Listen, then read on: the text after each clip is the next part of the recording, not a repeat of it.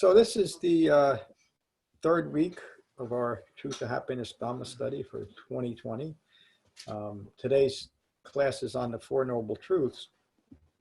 So our first class, we established Jhana Meditation as our right method of meditation. That's the only meditation method that the Buddha taught. And he taught it for a very specific reason, to deepen concentration. And as we develop the course, we'll understand why that single meditation method is fundamental if we're going to develop the Buddha's Dhamma. Last week, we looked at the Sacca-Vibhanga Sutta, the primary sutta on the four foundations of mindfulness, where the Buddha teaches us directly how to meditate, to establish those four foundations of mindfulness and to establish concentration so that we are able to develop the refined mindfulness that's expressed as a fourth foundation of mindfulness, the refined mindfulness necessary to hold in mind. Mindfulness means to recollect or to hold in mind what is necessary to awaken, and to also be mindful of what is unnecessary and a mere distraction. And that structure is described as the Eightfold Path. The overall and overarching context for the Buddha's Dhamma and for describing human life in its simplest terms is Four Noble Truths. So the four foundations of mindfulness begin with uniting our mind back in our body. We do this every time we meditate. We begin our meditation method, our meditation practice, by taking a breath. And being conscious of that breath, being mindful of that breath, unites the mind and the body. For most of us, the next thought is going to take us out of our body. We're going to be caught up in either a feeling or a thought or an emotion, a thought attached to a feeling. And the Buddha teaches us to do nothing else but come back to breathing. He doesn't teach us to analyze it, to figure out where it's coming from, to find some blame for it, to do anything with it, with a feeling or a thought, except come back to the sensation of breathing. And so reunite the mind in its body and deepen concentration. And then he taught us the fourth foundation of mindfulness, which is to be mindful of the present quality of our mind. And as we develop the Dhamma, we come to understand how important that is. And the fourth foundation of mindfulness is to be mindful of, is my mind in this moment distracted or well concentrated? And if it's distracted, I know from the Buddha's teaching that it's distracted because of my own preoccupation with feelings and thoughts. And what do I do if I find that the quality of my mind in this moment is not peaceful and well concentrated? Does anybody have an answer for that? Come back to you. Everybody has an answer for that. I didn't hear you people online. What did you say? No, just kidding.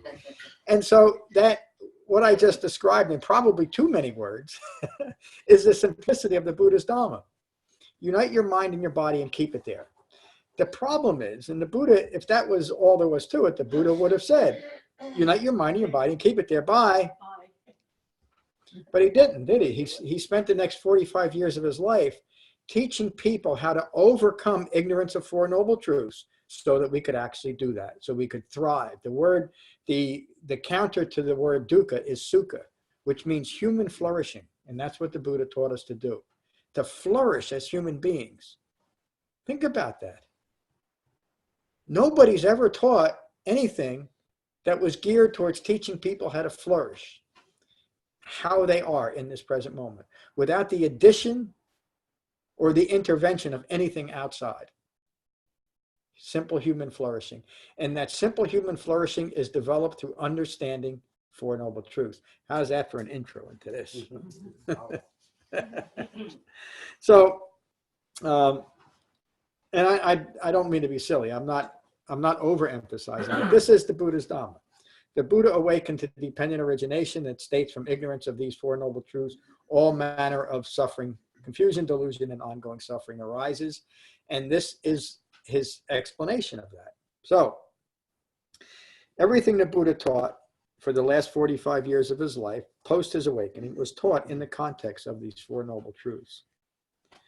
The Buddha's teaching developed a few specific skills. We learned that first and fundamental one, jhana, so that a few but profound tasks can be accomplished. The skills to be developed are heightened concentration and refined and dispassionate mindfulness, and concentration or samadhi. The Eightfold Path is often characterized as a path of heightened wisdom, heightened virtue, and heightened concentration. Or a samadhi, a non-distracted mind. And that is the foundation for the refined mindfulness necessary to accomplish the tasks, these tasks that are necessary to awaken. Each noble truth has a task to accomplish associated with it. So the task associated, I'm going to read more about that, but just to clarify that immediately, the task associated with the first noble truth, dukkha, occurs is to understand that. In fact, and it's not an intellectual understanding. Everybody can understand that suffering is less than ideal, but it's at an experiential level that we understand the cause of our own suffering. And you all remember the Salata Sutta, how we contribute as individuals, because our minds are rooted in ignorance, to our continued stress and suffering. This week, we will develop a deeper understanding of these Four Noble Truths. This understanding is the foundation for a lifetime of developing lasting peace and happiness through a practice of heightened wisdom, heightened virtue, and heightened concentration. Notice the word foundation.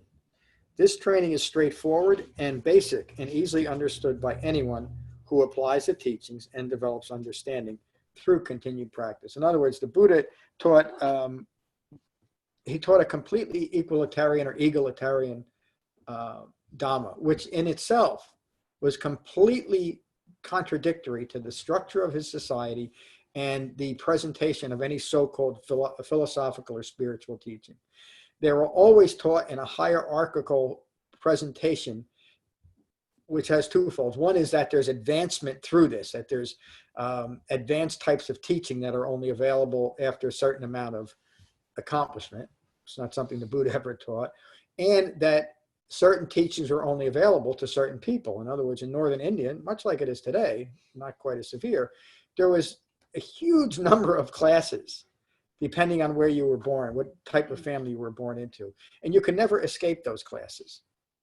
And the lowest of the lowest, known now as untouchables, they had different words for them now. There's still people, and people still call a whole class of people in India as untouchables. Imagine that. Anyway, if you were of that lower class, or if you were unfortunate enough to be a lowly woman, you could not receive any of these advanced teachings.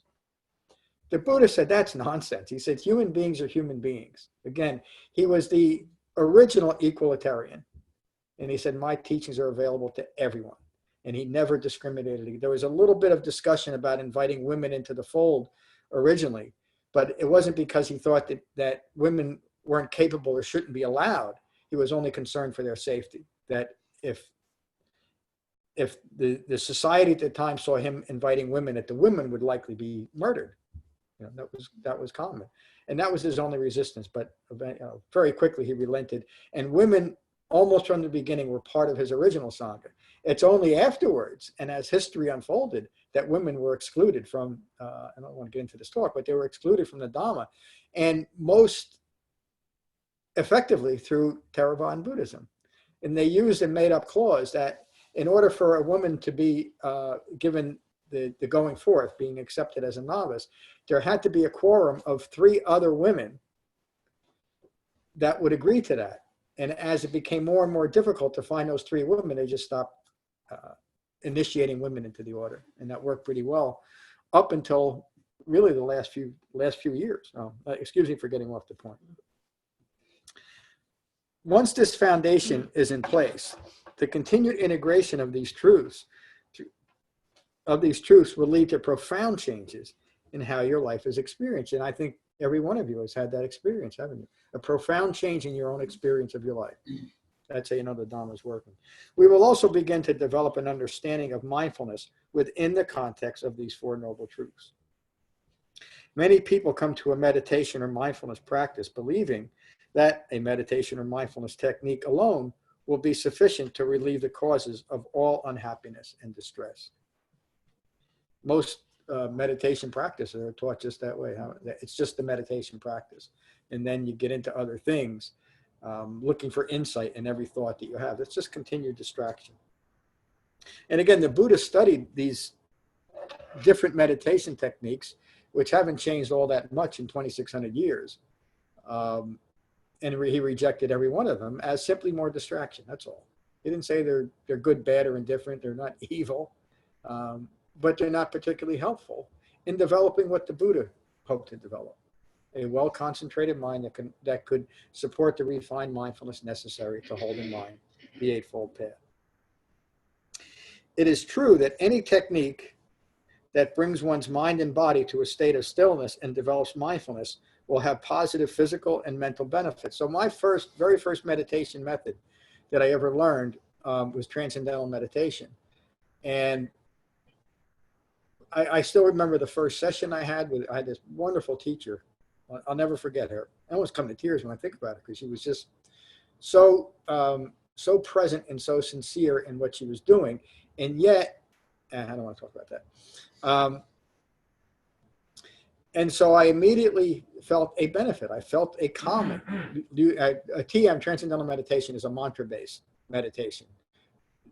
Completely different. Just because the word is the same, it's completely different than what the Buddha taught. It again, it doesn't mean it's good, bad, or indifferent, just different. It got to the point after about 2 years that it just wasn't,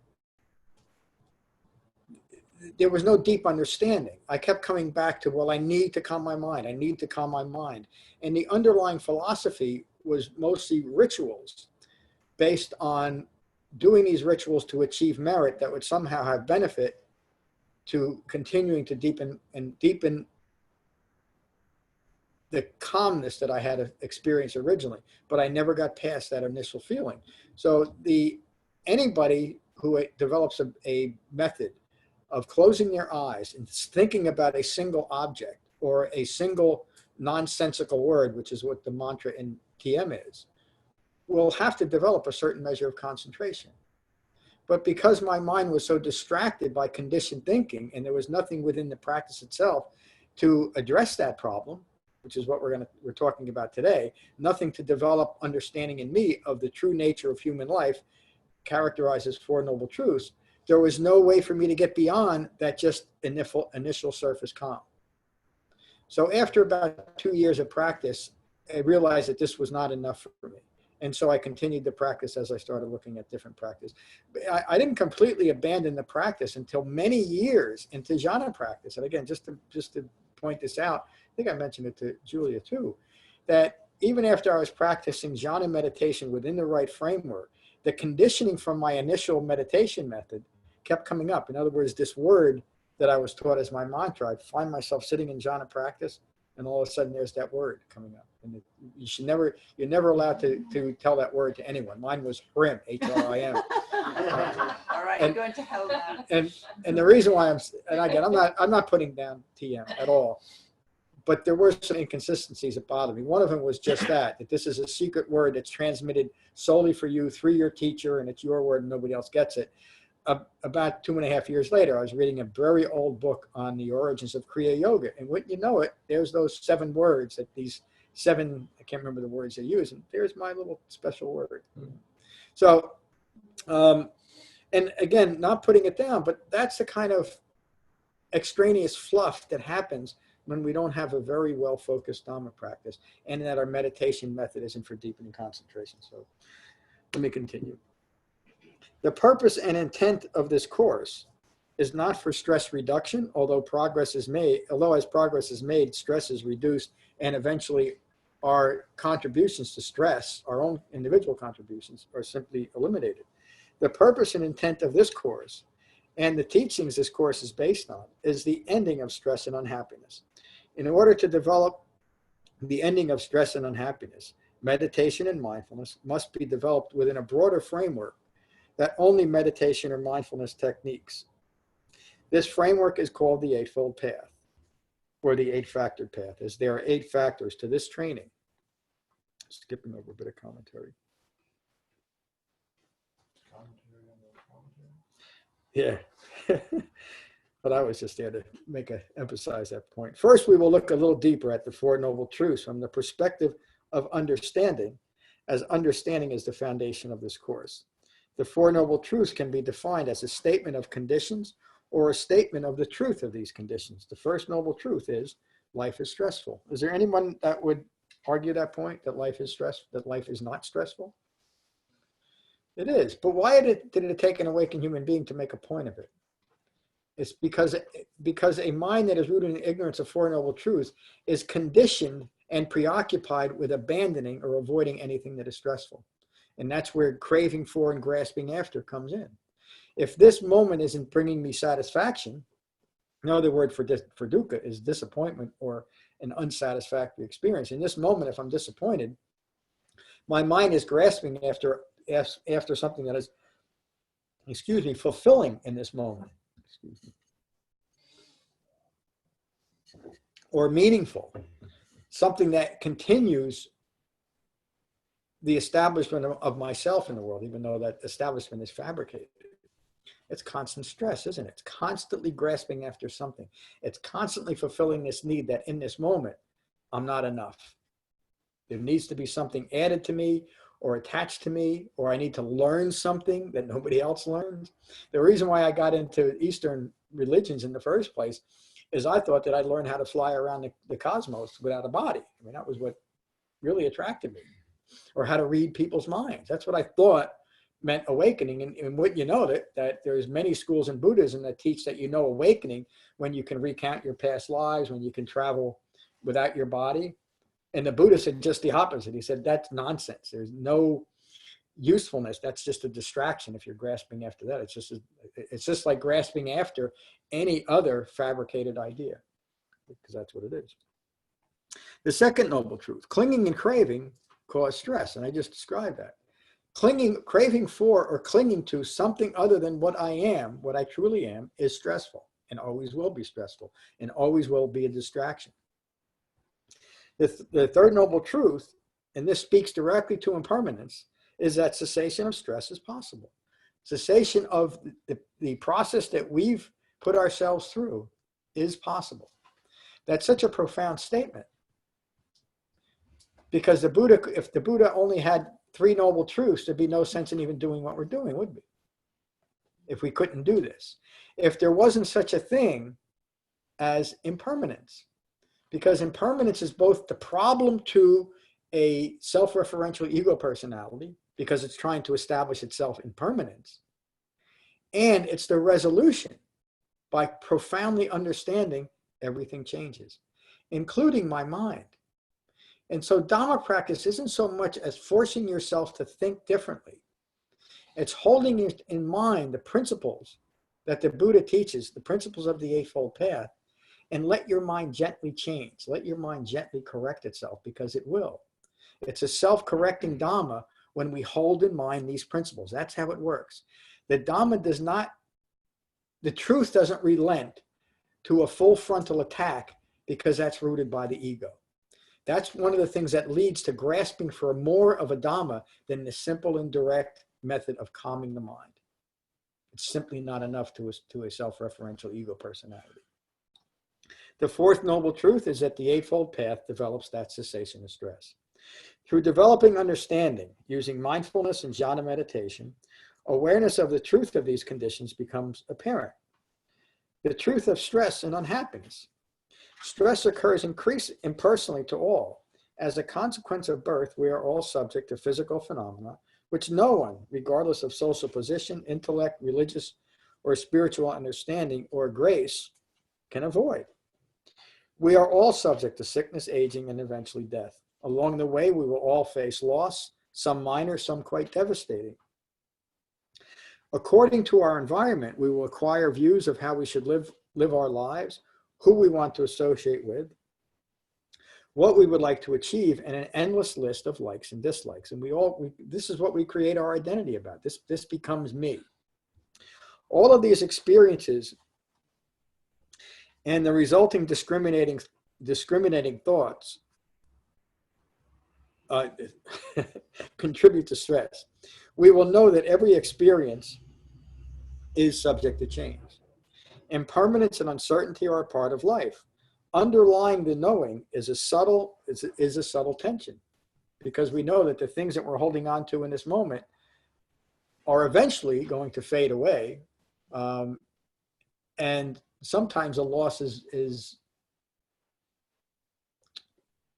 quite emphatic and hurtful to us. But it's only hurtful because we're hanging on, because we're grasping, because we're clinging, because we believe we need certain conditions, external conditions. And an external condition is not just what's out in the world. An external condition is a fabricated thought. In fact, that's really the most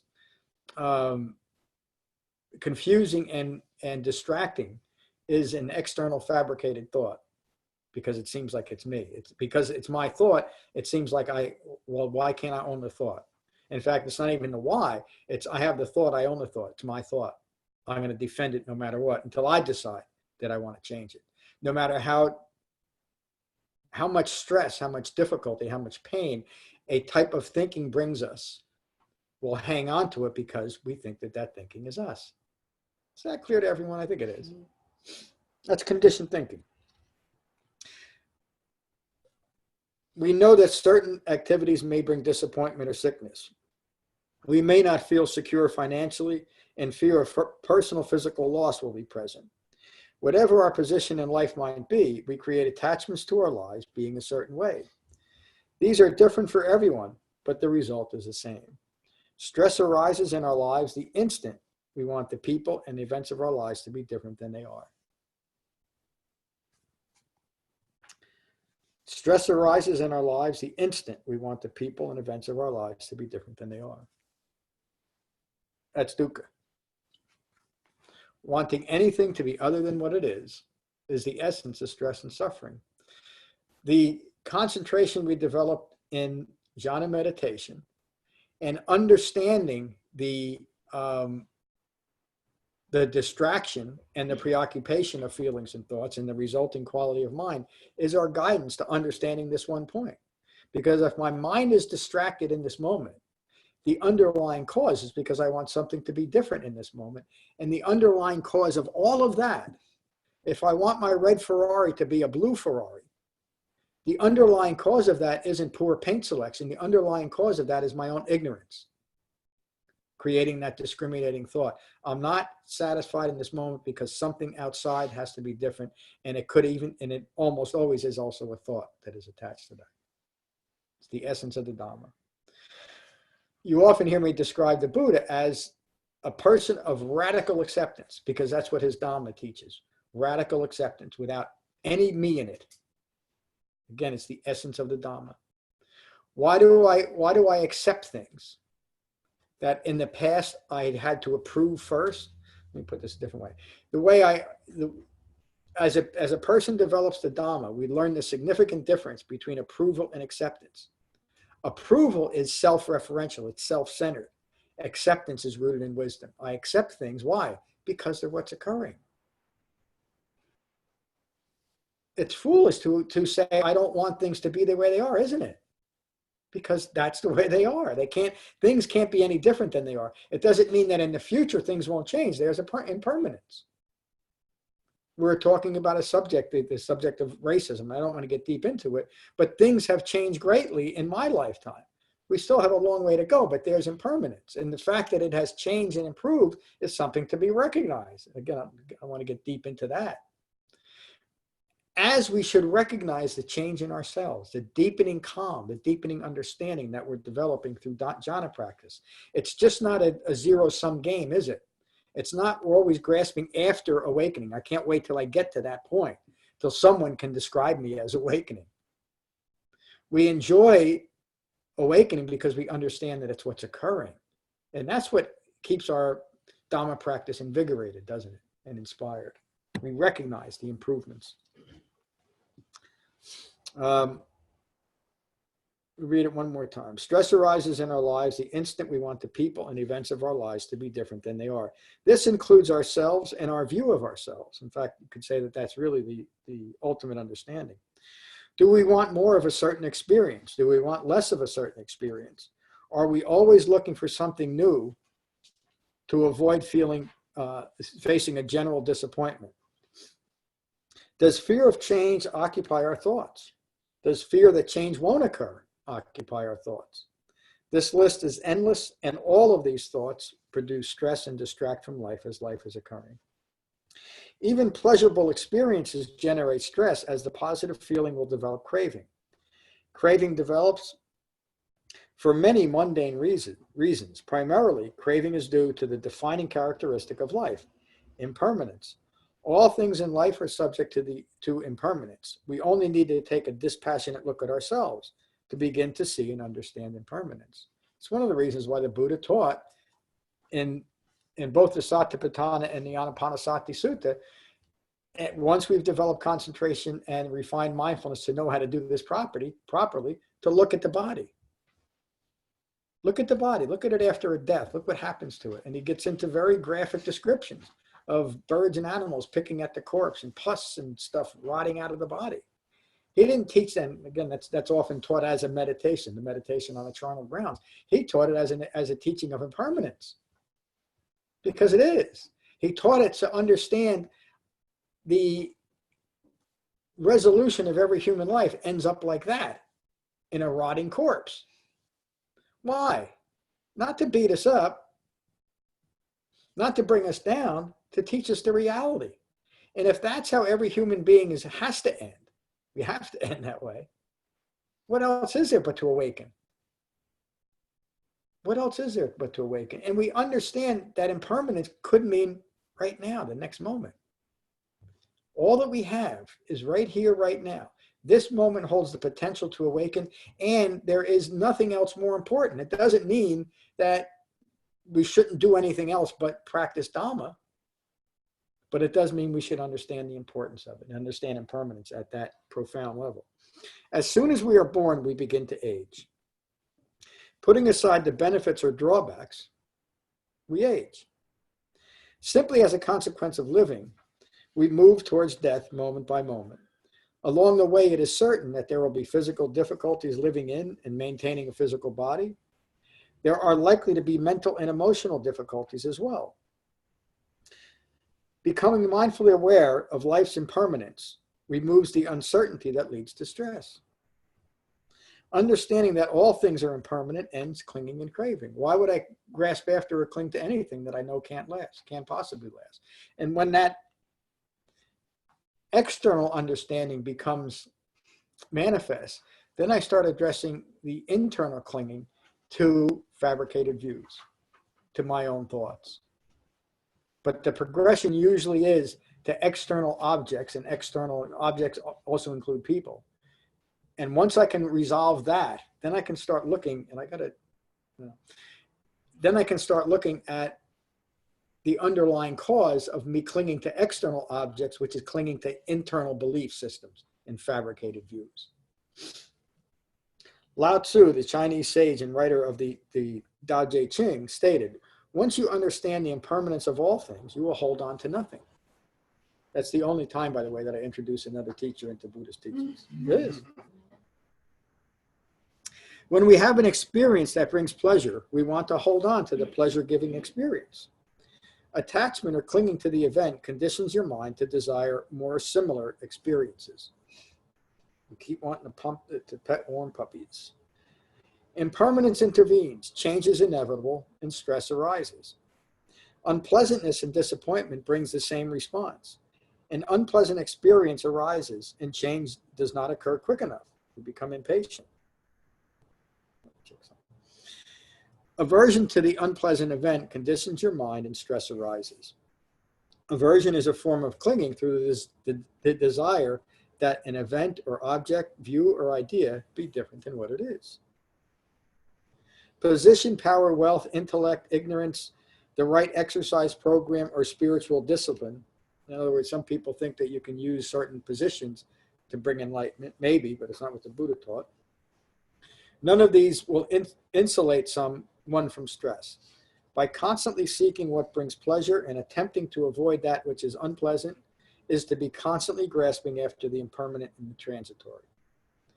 We have seen that inherent in life there will be difficulties, disappointment, and unhappiness.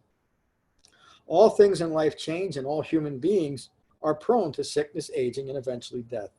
Along the way, events will arise that will bring great pleasure and great disappointment. It is within this impermanent and ever-changing environment that we live our lives, and stress arises. It is also within this impermanent environment that stress and unhappiness can be understood. Those last two sentences, again, are so important. When we engage in a practice to escape our condition, we can't learn about the condition, can we? So anything that substitutes an ideology for what's occurring, and this is why I say it's cruel, simply distracts one from understanding what's occurring. It can't do anything else, can it? It's much like someone who gets scared and hums, and that gets you through the fear. It's the same thing. You're distracting yourself from what's occurring in this moment. The Buddha's Dhamma, again, radical acceptance, teaches us to radically accept what's occurring in this moment and not need it to be any different. Do you see how this theme keeps coming back in different ways? Radical acceptance of who and what I am in this moment. And it's not even radical acceptance of what's occurring out in the world, because that's where people get hung up in. I talk to people almost every day, is how can I practice this quiet and gentle practice when there's so much terrible things going on in the world, with the thinking that doesn't that have to be resolved before I even have the right to quiet my mind? Think about how crazy that is. But that's the whole idea behind engaged Buddhism. That's what people that might otherwise engage in Buddhism engage in really a protest way of living in the world than actually developing a calm and peaceful mind, and then going out and affecting the world. That's why I say the most loving thing we can do for ourselves and all other human beings, if we really care about the conditions in the world, we'll change our own conditioned thinking. And that way we can actually have a direct effect on the condition, the problem of conditioned human thinking. And it's the only way, I think. I don't mean to make bold predictions like that, my belief. A life of freedom and true happiness is possible for anyone. All that is required to gain freedom from stress is to understand and integrate four truths, beginning with the truth of stress. When the Buddha describes understanding in this terms, he said that person has developed a profound right view, a profound understanding of stress. And as a result, he describes the quality of an awakened human being's mind in very simple terms: calm. A calm mind from understanding stress. That's the point of the Buddha's Dhamma. Excuse me.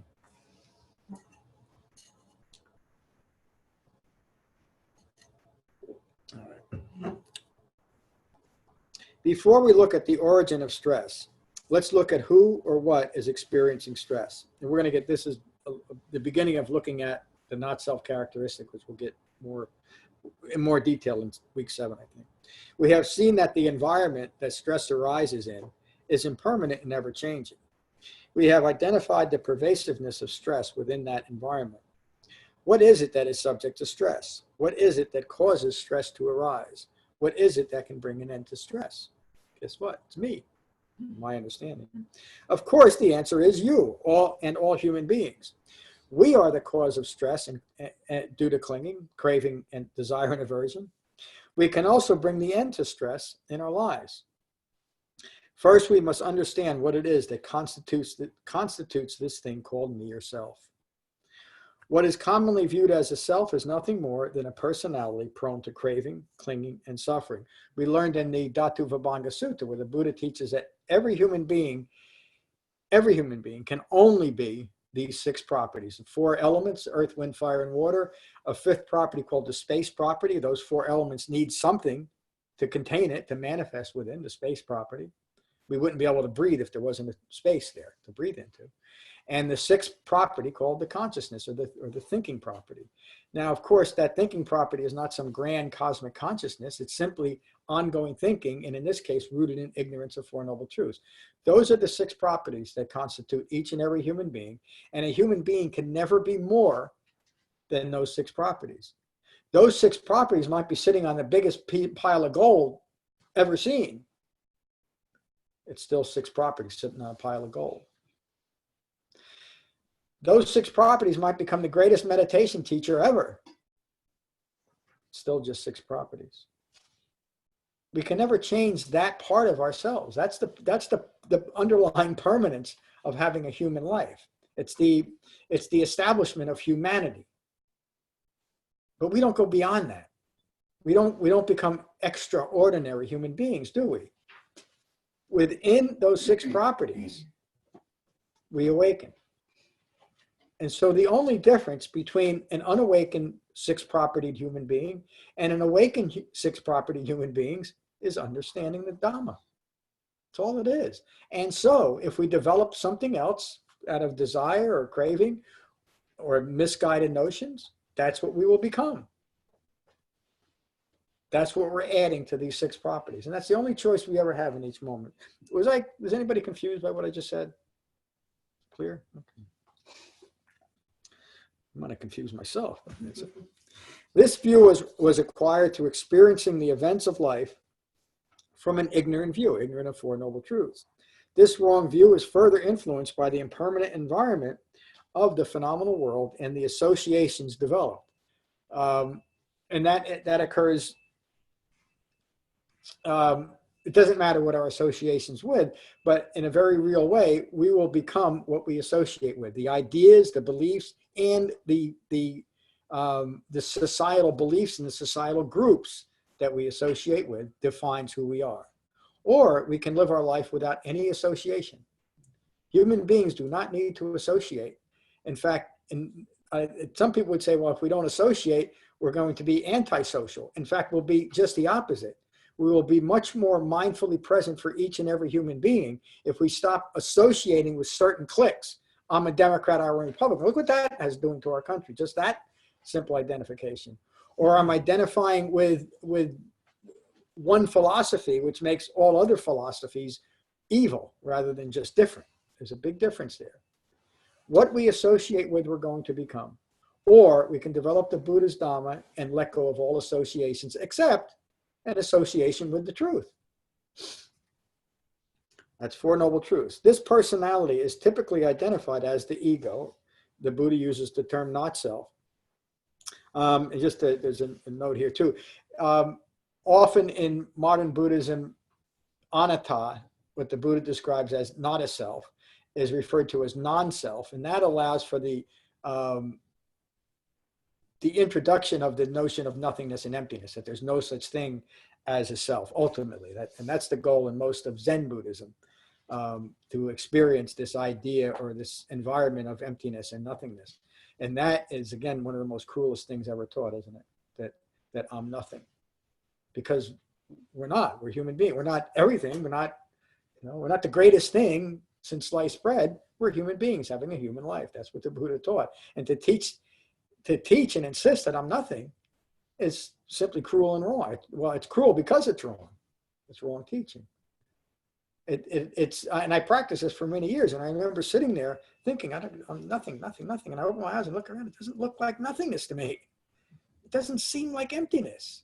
And because I was taught that's the goal, I put it on myself. I don't understand nothingness. In fact, it was reinforced. Well, you just don't understand nothingness. Well, where is it? Show me it. Because the Buddha's Dhamma shows you what reality is. It's right here in front of us. The trick is I have to be in my body and in my mind, in right mindfulness, in order to understand my own life. But once I do, life is peaceful. I almost said life is a breeze, and it's not. Because suffering still occurs, doesn't it? Stress still arises. I still got to crawl out of here with a cane. It's unpleasant. But so what? It's my life. And I had lunch with Matt the other day. We always get into that's why I love having lunch with him. He inspires me towards it. And I said, my life is, and I'm not trying to tell you how wonderful I am. But I am to me because I'm at peace with myself.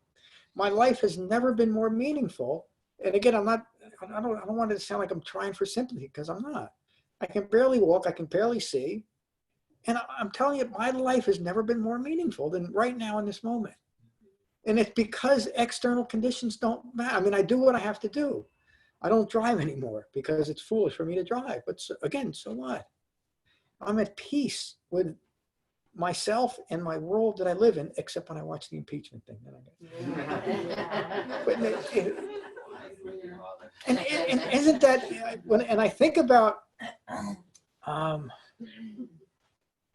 think about what I was going to cry. Crying is not a big deal for me. So when I think about what I wanted when I was 15 years old, I got it. Think about that. I mean, there's other things to get in life, I guess, but I got what I wanted.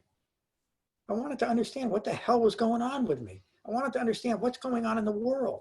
Why is it the way it is? Why is it so incredibly wonderful one moment and brutal the next? How can life be like that? Well, I don't have to worry about how. I understand it is. The how is explained in simply looking at what's occurring.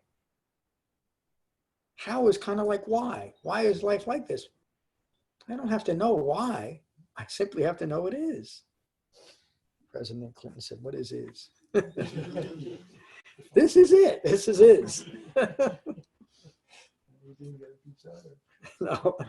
The Buddha uses the term anatta, not self or non-self, to signify the impermanence and insubstantiality of the ego personality that is perceived as self. What the Buddha is saying, using the common word anatta, is the views you're holding of a self are not a self. Let go of those views.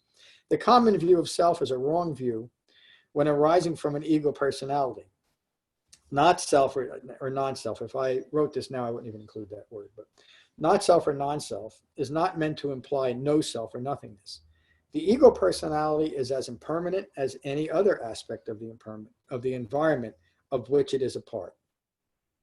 In fact, through insight gained through Jhana Meditation, remember that 36-week structured study on true insight, the ego personality will be seen as a constantly changing creation of your own views. A constantly changing creation of your own views. Do you all see that? Mm-hmm. Even right now within Dhamma practice? In fact, it is because of that. Your views are changing. You're changing from a wrong view to a right view. And we notice a difference. We notice the experience of our life is different when we change the way we think about ourselves in relation to the world. Again, that's true Vipassana. It's true Dhamma.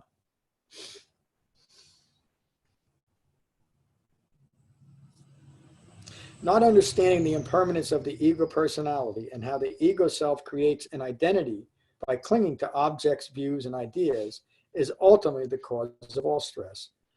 Understanding this ongoing process brings the end to stress. Again, that's how the Buddha describes awakening. It brings the end to stress, disenchantment, and unhappiness. We have now defined 3 key points of this course. The impermanence of all things, including our view of ourselves, the pervasiveness and unavoidability of that nature of stress, the ego self as an impermanent personality formed by our own experiences, environment, and associations. These are known as the 3 linked characteristics of life: impermanence and not-self characteristic, and stress and suffering. In the original Pali language, they are anicca, dukkha, and anatta, impermanent, stress, and not-self. We will look deeper at these 3 characteristics of existence in week 7. For now, it is enough to know that it is a lack of knowledge or ignorance of who you are and an aversion to acknowledge the environment that you exist in that continues stress and unhappiness. I'm going to stop there and finish the second half of this on Tuesday. That's today's talk. Let's just go around. We're going to start online. And then we'll go around the room. Thad, how are you? Good to see you this morning. Oh, thank you, John. I'm doing well, thank you. Don't have too much to say this morning, but the 4th foundation of mindfulness is from the talks last week is important because it's by sitting there and noticing the quality of my mind that I am being taught about the first noble truth, and also the 2 and 3 is I'll be sitting there meditating, and then when I look at the quality of my mind, things will, I'll see a condition, and that condition is not an intellectual understanding of suffering necessarily, as an example.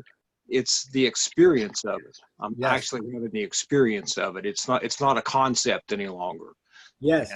And that's that's quite a difference in the approach I've taken in the past. It is. Thank you. Please continue. Well, yeah, you mentioned some of your previous. My experience is a lot of Zen practice too, and one of the difficulties I had with that was, like, for instance, with koan study, etc. It's as if you were kind of subtly told that, you know, if you can reach a certain kind of understanding, then you are qualified to practice the Dhamma, which to me, which now was sort of like, well, that was like putting the cart before the horse almost. It's like, Yep. now with this practice that we're learning here, you're walking the path and gaining understanding from your actual experience. You don't have to enter some sort of special consciousness and then practice the path. And that's a really valuable thing to have presented to you, or to have to work with. Thank you very much. Thank you, Thad. Thanks for sharing that. And you've had the direct experience of the Dhamma. That's how it's meant to be developed. And it's the only way it can be developed, is that profound direct experience that brings understanding of stress and suffering. It's just that way. And it's rooted in that 4 foundations of mindfulness and the direction to look at the quality of your mind. Be willing to look at it. Most of us, a self-referential ego personality is trained by society and by itself to not look at the quality of its mind. If it finds it unpleasant in this moment, do something. Have a drink, kick the dog, play some golf, buy something, whatever it might be. I have to change the quality of my mind right now because I can't stand it. I need it to be different. And as you described it, we find that there's nothing there. It's just a feeling, or it's just a thought, or it's a thought and a feeling. Let it go. Thank you. I'm going to go in the order that you signed on this morning. Terry, good to see you. Thank you. Good to be here. Appreciate it. It was, what I found it was very insightful about the self-correcting Dhamma that you mentioned, and the underlying tension and this great struggle of trying to become awakened and control your thoughts. And, you know, it's just, you know, my background and some of the things that I went through, and it was this monumental, you know, ascended masters and all this woo-woo stuff. But, you know, when you mentioned the tension and, you know, kind of relaxing and chilling out and letting things go, not in that way that you see in the spiritual world, everybody's talking about letting it go, but just kind of relaxing and just letting yourself correct and putting in the effort. And I found it has made a huge impact in the last month of my life. So I just wanted to say thank you. I appreciate it heartily. Yeah, you're welcome, Terry. Thank you for joining this morning. Good morning, Dethane. Good to see you. Hello, hello. Hello. How are you?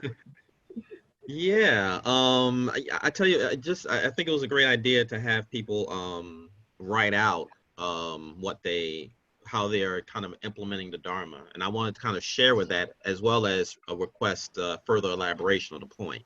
Yeah. So let me read my entry. In navigating the sober bar and sober clubbing mission and vision, that's something I'm into, as I think you know. Yeah. I am going through the ups and downs of being a budding entrepreneur. Mounting bills, uncertain finances, and the dream swirl of the mixture of great aspirations and realistic objectives. One of my deep interests is how the Dharma can practically help me navigate being a budding entrepreneur as well as a human being. When I read the words, do we want more of a certain experience? Do we want less of a certain experience? Or are we looking for something new to avoid facing the general disappointment of life? It seems to me that the pursuit of truth, you know, defined broadly enough, is what is really the case. To dwell in truth seems to be to dwell in emptiness. And that's what the Buddha, it feels to me, that's what the Buddha talks about, particularly in a sutta called the Kula Sutta, the Lesser Discourse on Emptiness. Dwelling the reality of the unveiled empty of my preconceptions, aspirations, and notions. Empty of ignorance. Say it again. Emptiness of ignorance. That's the Buddha's meaning of emptiness. Mm. That's what you just said. Yeah, yeah. And to see how I can respond appropriately to what is. So let me read down a little further. So to respond to what's happening and not fall into the mire of reaction, biases, and prejudices. This indeed is why meditation is very important to me. You know, I had the idea, and here's the thing that kind of, for me, touches that, to conclude. I had the idea of creating a certification program, which I invested a lot of time and a lot of energy into, only to find that the timing is not right. Rather than falling into the energy mire of wasted pushing the idea, which is not ready, my partner and I concluded that we should cleanly switch gears to a more feasible project. This switch was clean, unattached, and unfabricated. The clean reason which provides the space of these sublime emotions, I feel, supports the engine of creating the appropriate response, which is the foundation of an empirically minded and sublimely meaningful life, which I think all people, including professionals, should practice. So that's the end of my thing. So for me today, this week was pretty interesting, of how I applying the Dharma. My question is, well, it's not even it's more like a elucidation. We talk about ignorance of the Four Noble Truths, and if I'm not mistaken, I hope I get the pronunciation right, avidya, is how it's translated. Avidya, ignorance, misconception, misunderstanding. There's that aspect, and then there's this tanha, or thirst aspect. And for example, because for me, this is where it kind of roots for me as a and we know the addict kind of world fairly well. We talked a number of occasions about that. It's one thing to know that, to be ignorant of, life is stressful, clinging creates that stress, cessation is possible, and there's the Four Noble Truths. And then there's the thirst momentum that keeps you going back into that same habitual issue, or that same, the habituation of wanting certainty, for example. So it's one thing, and I think for me, and I like to hear your view, is that, there's this journey of first knowing about the Four Noble Truths. Then there's this other journey of really, as you say, using the self-correction, the practice as self-correction to stop the momentum of these choices.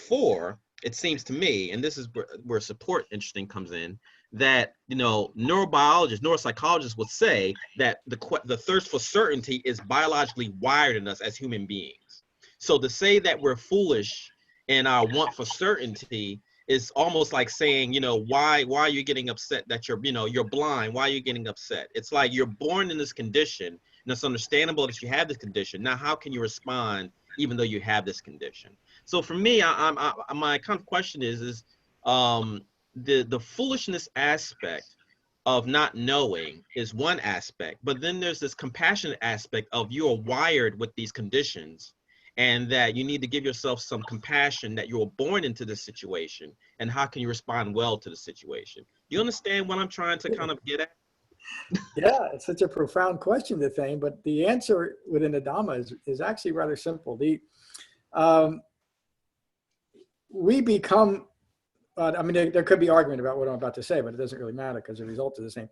We become hardwired towards wanting permanence through ignorance of Four Noble Truths, because we don't understand it. It's part of the human condition that is conditioned by a wrong view. It's much like children aren't born with a desire for cookies, but once they eat a few cookies, they want more and more cookies. And if you put a whole box of cookies down in front of a 5-year-old, they might eat it and probably become sick. As we get older, we realize that a whole box of cookies at one sitting is not good unless it's Anita's made them, then it's okay. Awakening is the same thing. Awakening is defined, well, I define it, and I think the Buddha does too, as gaining full human maturity. So you decondition the conditioning aspects of having a human life. And again, that goes right back to the First Noble Truth.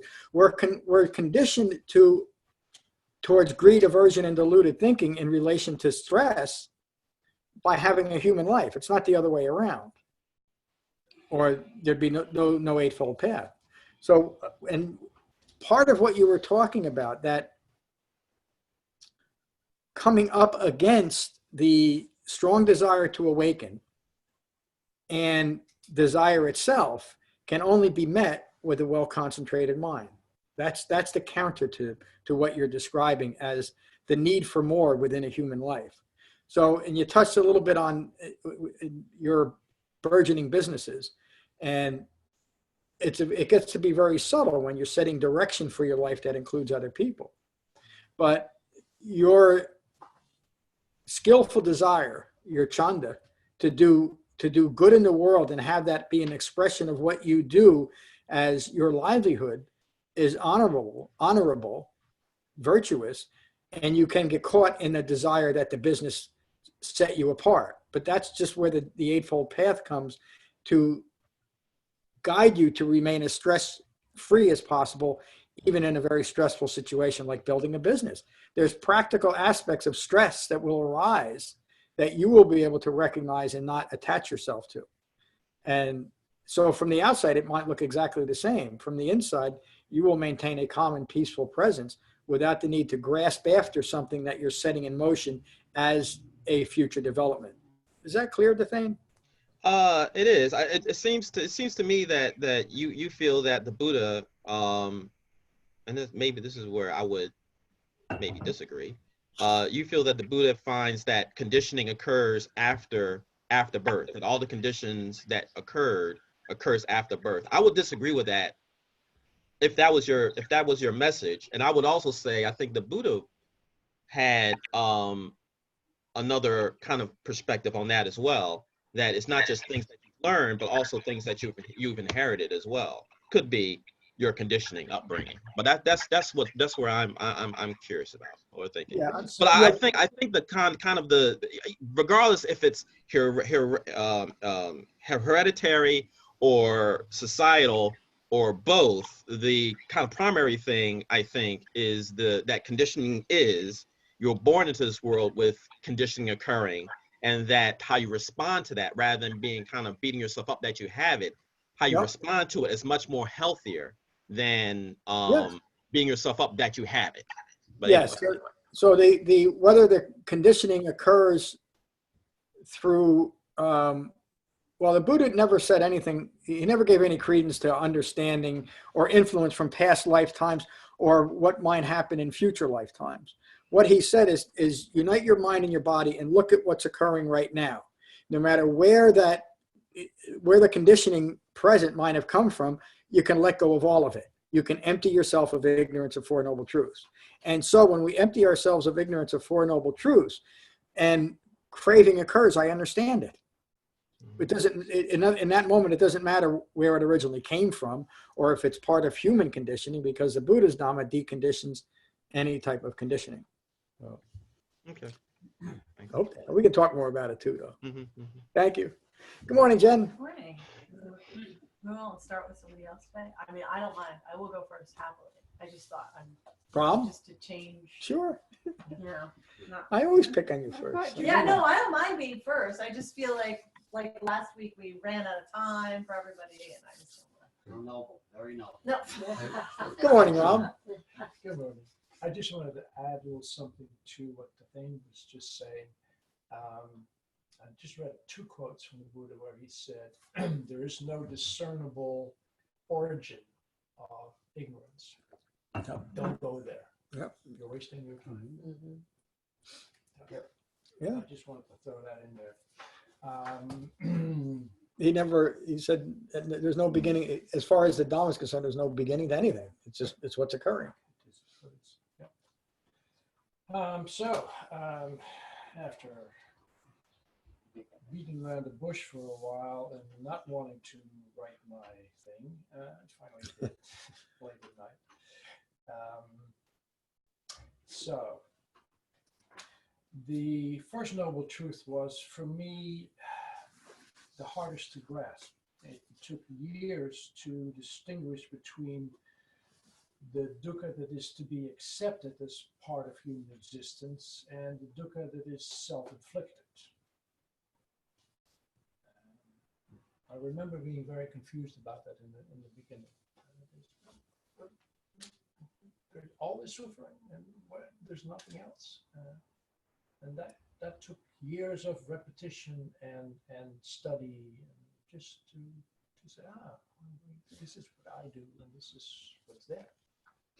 This is what I can accept, and this is what I can work on. Yeah.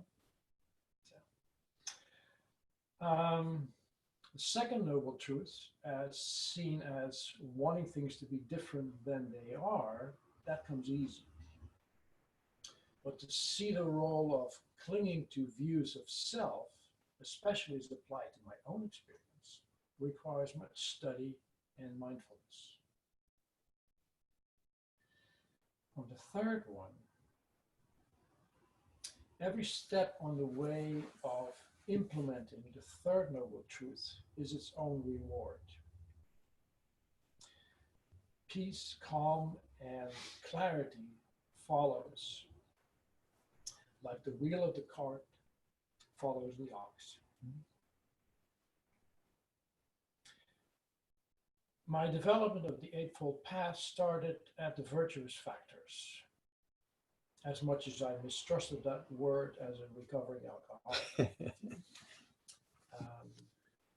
The beauty of the path for me is the seamless interaction and support between all 8 factors.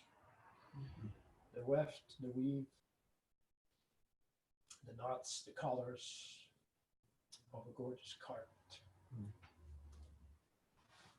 That's beautiful, Ram. Thank you. Lorna.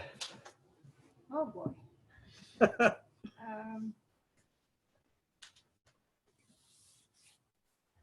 Well, going back to the first noble truth, what you said, Ron, isn't when you said that you had difficulty seeing what could be, what you could work on, and what you had to accept. Right. Well, isn't it? Well, one is happening and one is not happening. Like the what you have to accept is actually happening. Mm-hmm. Yep. And what you need to work on is not happening. It's not actually happening in the world. Correct. It's happening in your mind. Yep. And I think of it that way. Is it happening? Mm-hmm. If Yeah. it's not happening, it's just a thought. It's just, we're just going down on that thought of I want the world to be different than it is thought. Which is, so anyway, that's what I think. And then when I read this chapter, I saw it as the chapter that I wish I could explain to people who ask me, what do you do when you go to Dhamma? Because this chapter sort of explains the big picture, the problem. This chapter explains it. And I saw it more clearly in that sense that it speaks to how we get our thinking all wrong.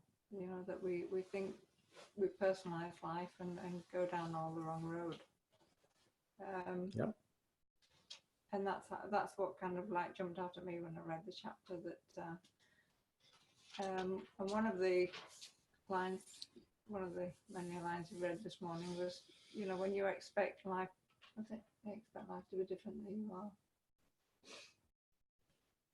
Is that the one? Yeah, that's what creates stress. I think there's another one actually I'm not remembering right now. But anyway, that's what I sort of got, the big picture that I got out of it, that I wish people would understand this chapter to understand what we do and what to become interested in. And when you become interested in it, you can then begin to see how you can help yourself. And so that's what sort of jumped out at me when I read it, that this is really what everybody should know. If you looked at one chapter, probably this is the one that most people should read to understand and see how they can help themselves. Yeah, thank you. Well, that is the Four Noble Truths. It is the definition of the Buddha's Dhamma. That it provides the entire structure of everything he taught was in the context of Four Noble Truths and dependent origination. And so as you deepen your understanding of, you said that you wish everybody could see this. The problem, it's not a problem. The Buddha always said ehipasiko, and what he means by saying that is you have to experience this. So anybody can read these things. Any human being has the ability can read the Dhamma, but that doesn't do it. You have to experience it. Just like we talk about here, you have to have this direct experience through jhana meditation and the refined mindfulness necessary to see things clearly, to develop understanding of Four Noble Truths.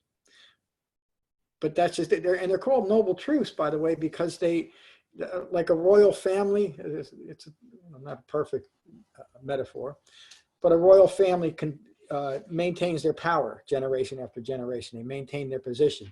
The truths are like that. They're timeless. That's how the Buddha referred to these are timeless truths. Doesn't mean that they're eternal. It means that they're always applicable. Another reference to noble simply means that there's truths. It's true that it's a cloudy day here in New Jersey. That's true. It has no bearing on the Dhamma. So there's no nobility to me insisting, well, it's true that the sky is blue or the sky is gray, or I'm wearing a blue, all true. So what? It has nothing to do with the Dhamma. What is important are these noble truths. They're a more important truth than the mundane things that I'm normally associating myself with. So let's associate with Four Noble Truths rather than a blue sweater. Thank you. Good morning, Jen. Good morning. We study the four foundations of mindfulness so that we can see, so that we can allow the Four Noble Truths to work on us. Yeah. You have to see feelings arise and pass away, thoughts arise and pass away, overall quality of mind arise and pass away to be able to start to see impermanence. Yep. And that sort of reorients your mind towards this idea that, or are these Four Noble Truths, and that your aspect of mind that is constantly acquiring and resisting is only an aspect of mind. And we don't need to always work from that place. We have a choice to abandon that aspect of mind and employ a broader, more diffuse aspect of mind. Yeah. Wow. That's outstanding. When you start seeing that, when you can understand what the Dhamma as you just described it, that the Four Noble Truths are the framework, they're the structure of the Dhamma, and you start falling into or being attracted by things that may or may not be the Buddha's Dhamma, and you weigh it again. Does it lead me to an understanding of suffering, or is it further distraction? You immediately know whether it's part of the Buddha's Dhamma or not, because he didn't teach anything extra outside of Four Noble Truths. He didn't teach anything that would ever distract from developing understanding of Four Noble Truths. This is what he taught, and nothing else.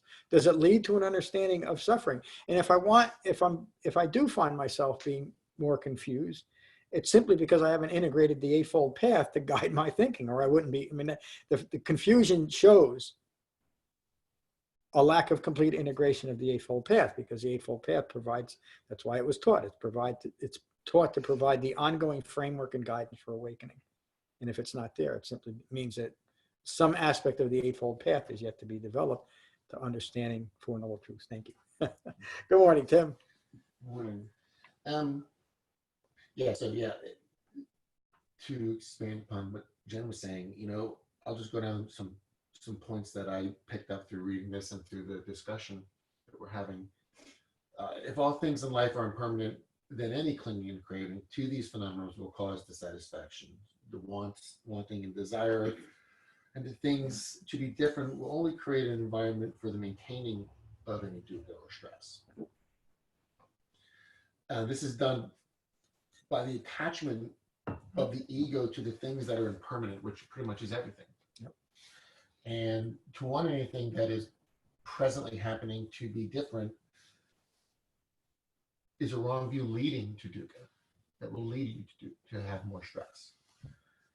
And I'm going to sound like a broken record here, but then by dispassionately being mindful on those 4 foundations of mindfulness, we can recognize the impermanent nature of all external and internal phenomena, and not to create a moment of dukkha in the present moment.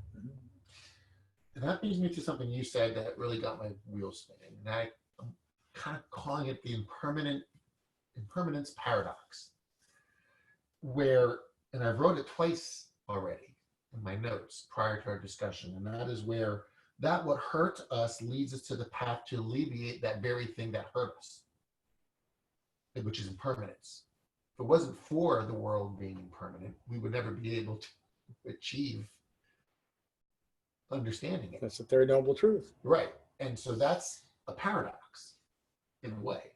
How? It's interesting in that regard. How is it a paradox? Well, what is a paradox? A paradox, if you go back in time to kill your grandfather, it's impossible because then you would never exist to have done it to begin with.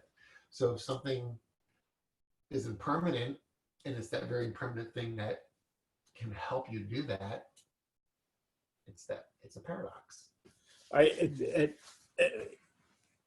You're kind of saying that stress is responsible for understanding stress. And there's paradox in what I just said, Yeah. but in the understanding, there's no paradox. Right. In other words, it isn't that stress is driving me towards abandoning stress. That's just aversion, isn't it? Yes. It's Pavlov's dog. It doesn't. Again, it's more. But understanding the subject allows me to stop contributing to stress. Right, I didn't want to get lost in the semantics. I just thought it was a very profound realization. It is. To try to avoid impermanence, you're never going to be able to understand it. Yes, you can't. You have to understand it. That was what, and that was what the 36-week study of Vipassana was really on that point. You have to understand at that profound self-experiential level, you have to understand impermanence and the connection between those 3 marks of existence. And you just described it beautifully. So, and I'm sorry, sure. I'm trying to talk fast because I'm everybody, but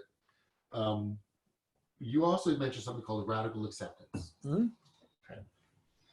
And so I need to think, really sit on this. But my initial interpretation of that, accepting the present moment and situations dispassionately, appropriate action towards an impermanent situation can bring a more right, present, and next moment.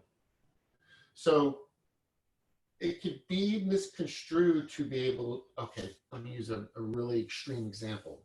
Let's take the Holocaust.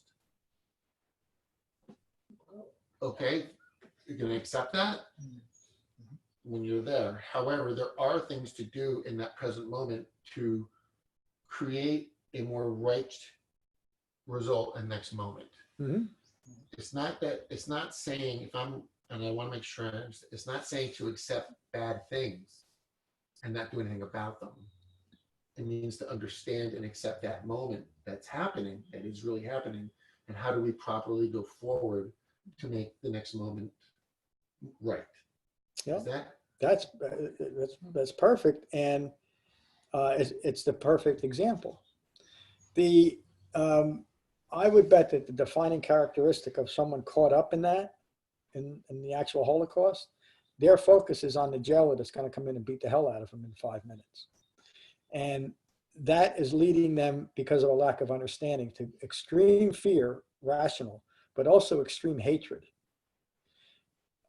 An awakened person, the difference would be that they would not have that hatred. They would simply understand it. It doesn't mean that the beating isn't going to hurt, and they may die, They may starve to death. They simply won't need it to be any different. They won't harbor hatred towards anyone else or the situation. And in that moment, even in the most brutal of circumstances any human being can ever have, they'll maintain a calm and peaceful mind. Some people will say, well, what about the whole situation? The whole situation is occurring, and it's occurring because of ignorance. You could say that it's occurring because of one person's ignorance or his associates' ignorance. It's still ignorance. So the answer is, as an individual, to be at peace with what's occurring, even no matter how awful it is, and move through it. If it means in 10 minutes you get beat to death, you get beat to death. That's part of having a human life. The problem, a mind is going, wait a minute, this is all wrong. This shouldn't happen. What do you mean it shouldn't happen? It happened. And it's happening today. I mean, there's the Holocaust going on all the time. And I'm not trying to diminish them. It's awful. It was described 2,600 years ago as having a human life is suffering. The only thing I can do about it is understand it. If I get, and through that understanding, at some point, there's the possibility that my understanding, a collective understanding, will impact the world in such a way that it will never happen again. But if that ignorance doesn't change, it's always going to happen. It's going to continue, and it has.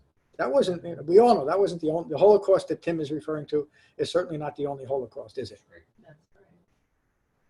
That's right. It's the one we talk about the most, but worse ones have occurred over and over again, and they probably happened in prehistorical times too. King Ashoka, just to mention it, that was probably King Ashoka, who is probably more responsible than any human being for the preservation of the Buddha's Dhamma, was a much worse monster than Adolf Hitler ever was. And yet he took to the Dhamma, awakened, and never harmed another soul. He figured out 2,300 years ago something we still can't figure out: universal health care. He went, and this was a guy who all over northern and southern India, the statement, they put his head on a pike. That phrase came from King Ashoka, because all over India, after he conquered a village or another kingdom, he cut people's heads off and put them on a pole so that people would know who he was. They'd be afraid of him. He came to the Dhamma, awakened, never harmed another soul. In fact, he even started universal veterinary care. That's the profound difference in him. So getting to that point, if we really are concerned about these types of things, let's take to the Dhamma and awaken, because at least we'll understand it. It doesn't change the outer experience. And even not that you're looking at this, the underlying thought that, well, these things should change is a magical thought, isn't it? It's a manipulative thought. How can they change? They can't change because it's occurred. We can do something to possibly prevent it in the future. That's to take to the Dhamma and awaken. Thank you. Good morning, Julia. I wrote a summary, but I thought, the Four Noble Truths were. Thank you. Understanding that all we experience in the six-sense space is impermanent releases us from grasping and clinging, and leads to the cessation of stress and suffering. There are no moments or experiences that are stable. Change is the only constant. Understanding the inherent unsatisfactoriness due to this intrinsic instability is the key. Suffering is not produced by this insubstantial nature, rather by our mind thinking that eternal happiness be attained through things that are ephemeral. The First Noble Truth teaches us that we must learn how to deal with stress at point of contact. The Second Noble Truth is the understanding of the cause of suffering. We are part of the world of interconnectedness. Everything affects everything else. Our awakening depends on understanding the process of dependent origination and its 12 causative links. Understanding the causes and conditions of stress removes the sense of being a helpless victim of random chaos. Instead, we can begin to understand the way out. The Second Noble Truth of dependent origination describes a process that happens every single moment of our life at point of contact, where the mind, as the vehicle of perception, seeks to establish and perpetuate an ego self, thereby creating stress and unhappiness. The only path to the cessation of suffering is through Jhana Meditation. By developing a tranquil mind, insight arises and our minds become more focused and less distracted. Dispassionate mindfulness develops insight. By being mindful of thoughts and the thinking process, we can witness with dispassion how our thoughts evaluate impermanent qualities of the mind and understand the conditioned mind. As concentration deepens and mindfulness broadens, mind and body join and we live in equanimity and in accordance with the Eightfold Path. That's my understanding of it. I had to summarize the whole Great. thing. That is outstanding. Yeah. Thank you. So nice. You get today's gold star. Thank you, Charles. I see you, my friend. Yeah, that was really outstanding. Oh, thank you. What can I say? Yes. Sorry, Michael, but you're next. You know? Yeah, that'd be the smart thing. That'd be the. I agree. But I'm not that smart, so. A couple of things. You actually, John, I'll tell you what, this lecture, it was an excellent job by you. It was just like so captivating. You know, all these concepts and the way you put them forth for us. I really kind of understood like a lot was going on, and you added a lot of clarity to everything that I actually didn't have before. So thank you for that. Okay. Now I'll just hit on a couple of things. I too thought the concept of radical acceptance was something that really kind of touched me there. What I liked about the radical acceptance part, what you had mentioned, is obviously it's accepting anything and everything that occurs, because what other choice do we have but to accept it, right? But also you had, and when we do this, there's no me in it, there's no I making when we are doing this, right? Yeah. So, I go back to what I always say: what is seen, what is seen; what is heard, what is heard; what is sense, what is sensed; and what is cognized, what is cognized. So then, that comes into play at each moment when we accept anything or anything that it is that occurs.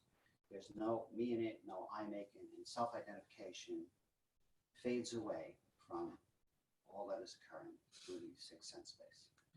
So that was one thing. The other thing I want to mention was there was a long discussion with one of the online individuals there. I believe it was the Thane. Yes. This led into conditioned thinking, and the way I understand conditioned thinking, it's a reaction. It's a reactionary response to what is occurring when we unite our minds with the body. Conditioned thinking fades away at that point of contact, because at that point, when we can, when this dispassion occurs, when we unite the mind with the body, and we can actually, it slows down life for us. It pauses life, and you don't react. So reactionary thinking just sort of like fades away, or gives us a moment to, what's the appropriate response? That appropriate response at that time is framed within the Eightfold Path. Okay, and that's the way we respond to these, whatever it might be. So that was my thoughts on that. Okay, and then I just wrote something. It's not even, I don't know, just wrote. Two roads diverged in a wood, and I chose the one less traveled.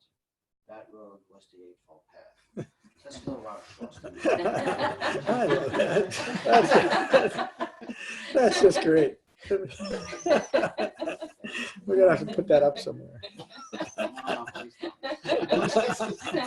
Work on that. Thank you, Michael.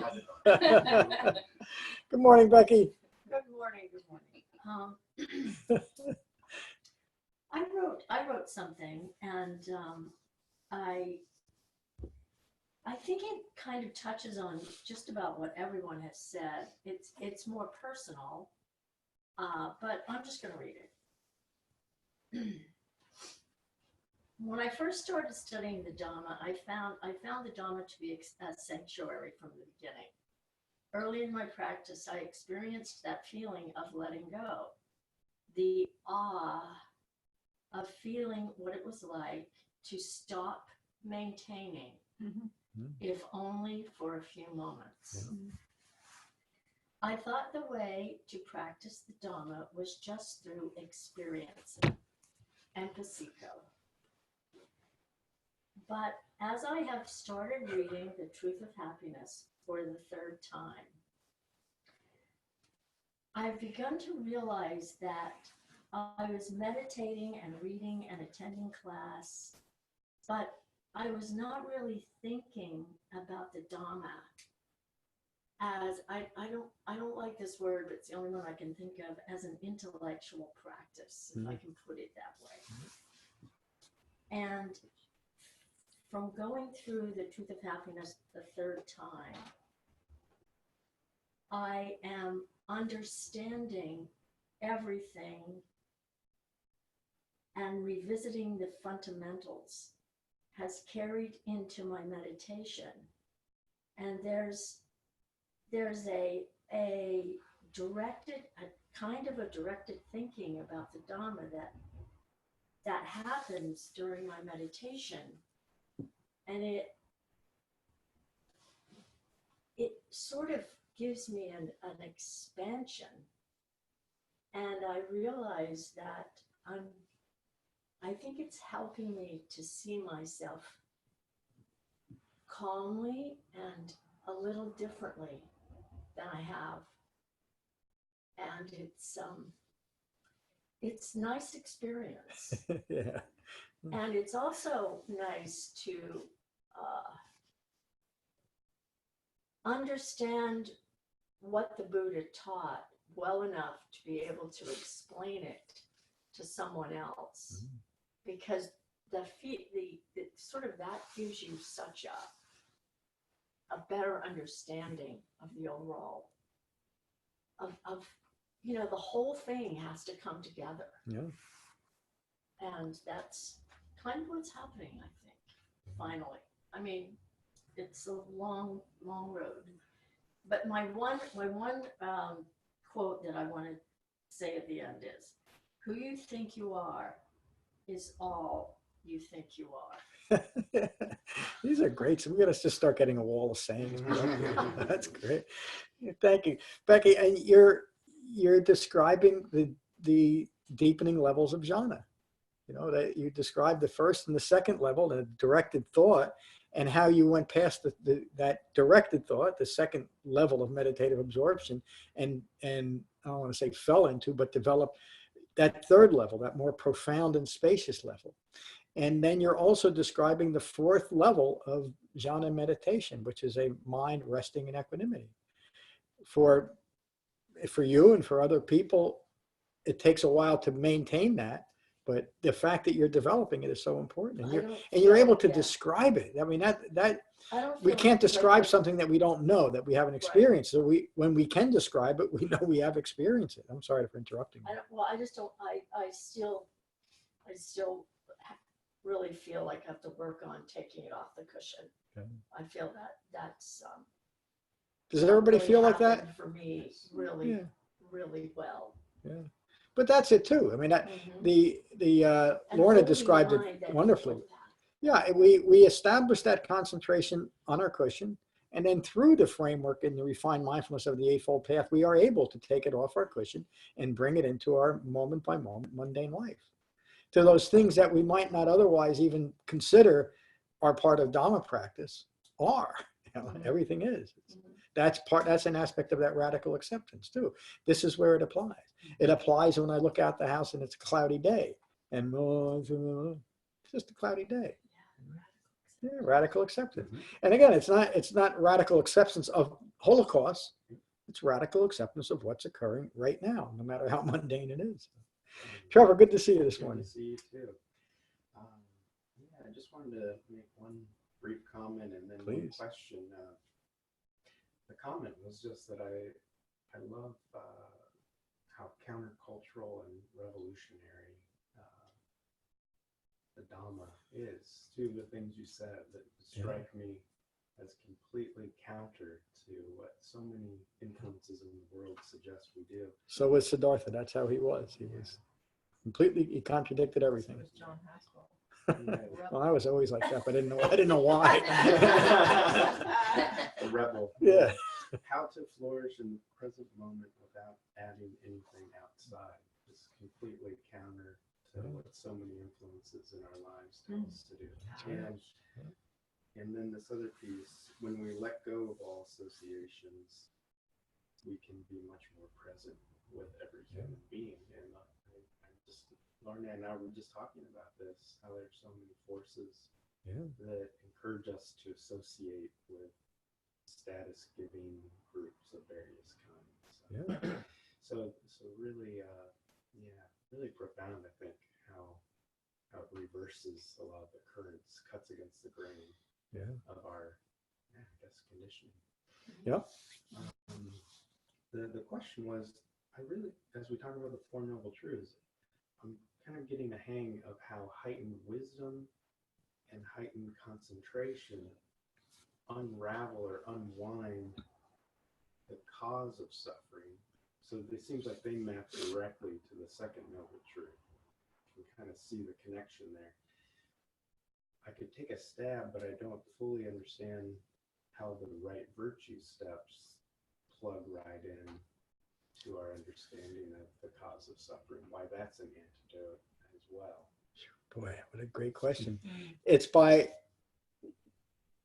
mindfully observing our thoughts, words, and deeds that describe what we're holding in mind to ourselves. It's by holding in mind the aspects of right speech, right action, and right livelihood that guide my behavior towards a more calm and peaceful presence in the world. And as my behavior increases my own calm presence in the world, it increases my own calm presence within my own mind. It's every human being cannot escape the outward expression of its thoughts. And those thoughts are expressed in speech, in action, in life. That's how human beings, there's only three aspects of that, are there? And as self-referential ego personalities, we think we're so much more. We think we're more than these six properties. We think we're more than just our speech, our action, and what we do for a living. But that describes a human being, doesn't it? In Dhamma specific terms. So as my concentration increases and I have a little bit of understanding of what right view means, which is a view that is harmless towards itself and others. And then I notice that, wait a minute, why am I talking about this person in a certain way? Or why am I so angry or fearful of this? Or why did I take that pack of gum as I was walking out the drugstore? Or again, you could go on with endless lists of things that are contrary to right speech, right action, right livelihood. But recognizing and not beating myself up over stealing a pack of gum, but recognizing that there's something inherently wrong in a Dhamma practitioner who's trying to develop a calm and peaceful mind stealing a pack of gum. Why? Well, what's the underlying cause of that? Why did I do it? It's not because I don't have 15 cents in my pocket. It's because I'm ignorant of Four Noble Truths. And when I have a Dhamma practice in place, I'll be able to recognize it in those terms. If I don't have the framework, I won't recognize it. It'll just be, oh, I'm a bad person because I stole a pack of gum, further conditioning my mind. Did I answer your question in a way that was useful? That's very useful. Okay, good. And thank you for the question. Kevin, good to see you this morning. Thank you. This is the Dhamma, the essential Dhamma. And it seems, the rest of the book really is explanations of what the Dhamma is. Yes. Taking that out further. Yeah. And I appreciate everybody's wonderful commentaries. I should maybe start to write things down. I'm not doing my homework completely. Oh. Talking about it and reading over and over, but not writing. Yeah. Makes a difference. Yeah, it's just a paragraph or two. But, I agree, especially with Becky, we can touch that and we can, in jhana practice, we can,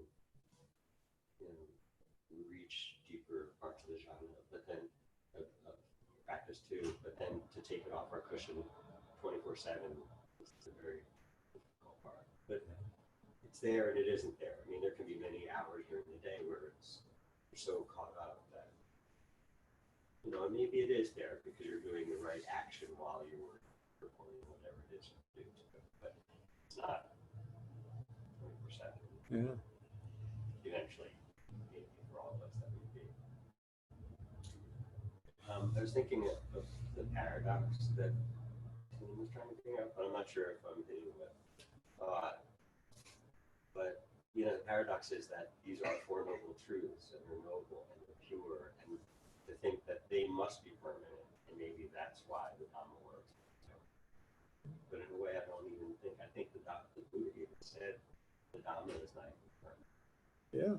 And it is not permanent. It's only continuing because we continue. Yeah. But otherwise, it could disappear. Yeah. And it does. When the cow gets us, there's no more Four Noble Truths. They're only applicable to a human life. So. Thank you. Good morning, Barbara. Good morning. Don't really have any great insights. I was very unsettled this week in meditation, and I think it was because I was following all of the impeachment business. Yeah, that'll do it. When I was trying to think how can I help myself with this, and I did find a little comfort in the concept of impermanence in that context.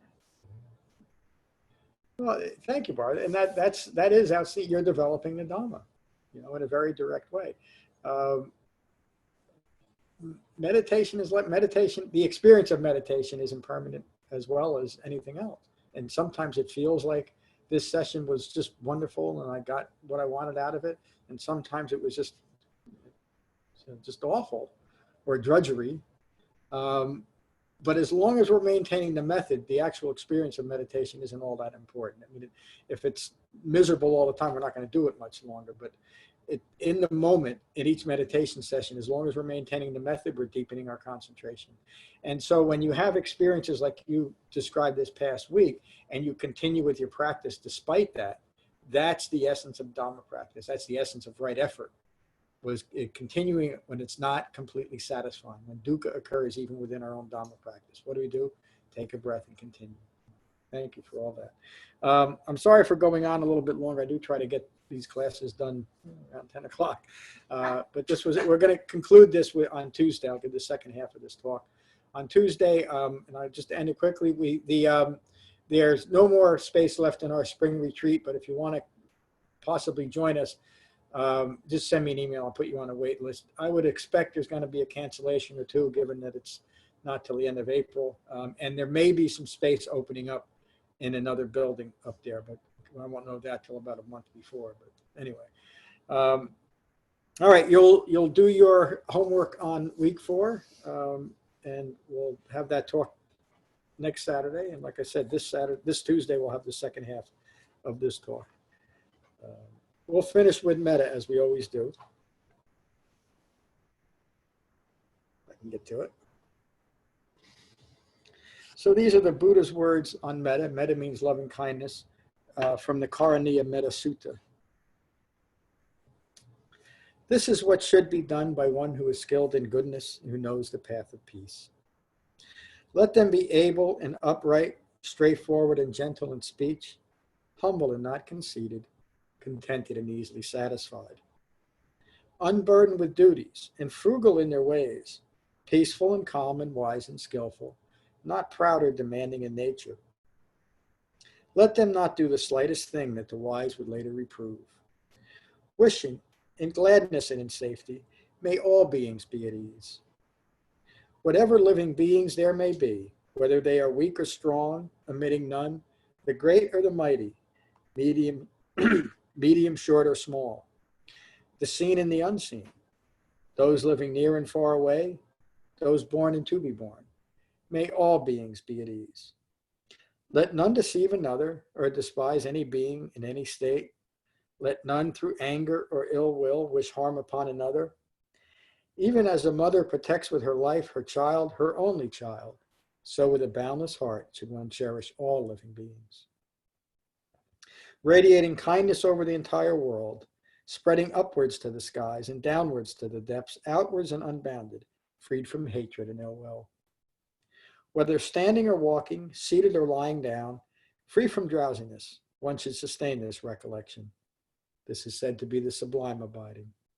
By not holding to fixed views, the pure-hearted one, having clarity of vision, being freed from all sense desires, is not born again into this world. Thank you all for a wonderful class. Thank you all online. See you all soon. Peace.